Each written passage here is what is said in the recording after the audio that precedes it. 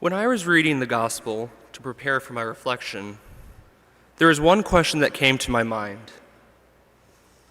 How did these towns and villages know to bring their sick to Jesus?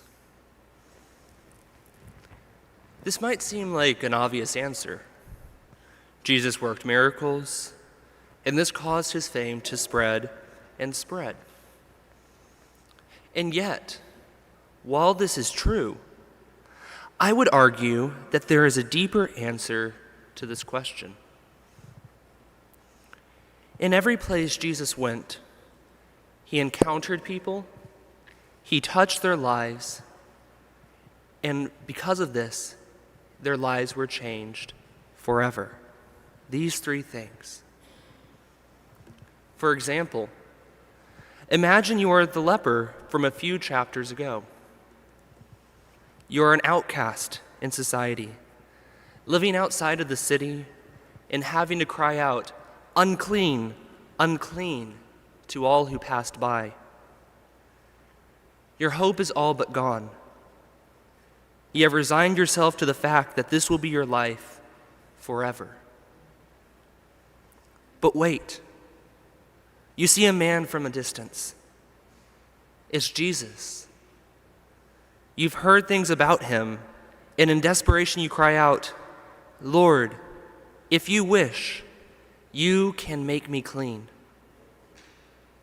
Then Jesus stops and touches you, and your leprosy leaves immediately. You cannot believe it. You are free from the leprosy and can re-enter society at last. You can begin life anew because Jesus has encountered you, touched your life, and in the process changed your life forever. But now what? How would you respond? You cannot contain your enthusiasm, and you tell others about your encounter with Jesus. And as they hear your testimony, more and more people will want to encounter him. And so they bring their sick friends and relatives to Jesus. And this travels from town to town to town. But what about today? These encounters with Jesus are not something reduced to Scripture. Jesus encounters each and every one of us today. He touches our lives in big and small ways. Sometimes we must just open our eyes to see it.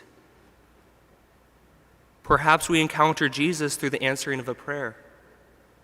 Maybe we received a miracle, such as a physical healing.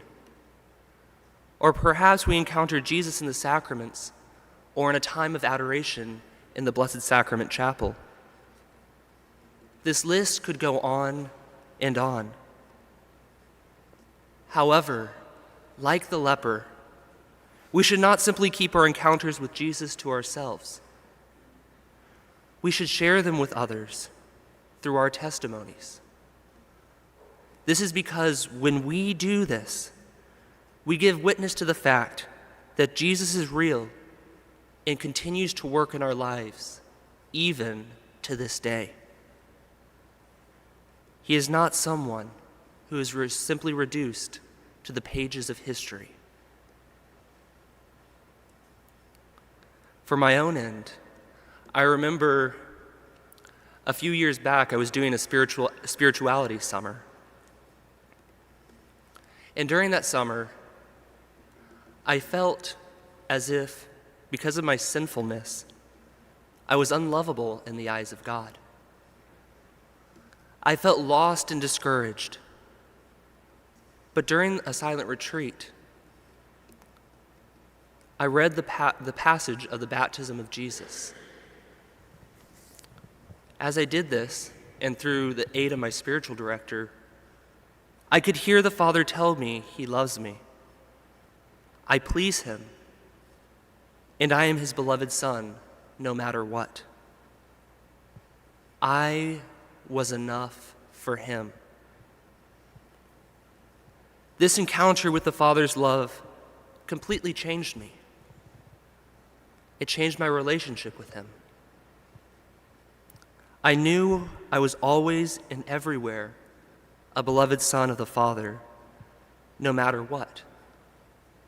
And because of this encounter, I always want to share it with others. And so, my dear brothers and sisters, as we begin this week, let us not be afraid to share with others how Jesus touched our lives. As we do this, we evangelize, that is, we share the faith with others. And by doing this, we help others to approach Jesus, like those who brought the sick in today's gospel.